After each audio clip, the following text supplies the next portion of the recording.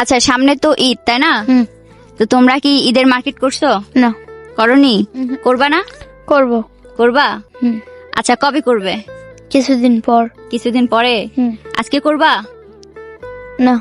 আজকে করবা না? না। আচ্ছা, আমি ঈদের মার্কেট করে দিব আজকে, তাহলে করবা? হ্যাঁ। করবা? হ্যাঁ। তুমি মাহি, শোনো, তোমার ডাক নাম মাহি না? আচ্ছা, ঈদের জামা নিবা? এখন নিবা? কখন নিবা? পরে নিবা? এখন যদি নিয়ে দিই? নিবা?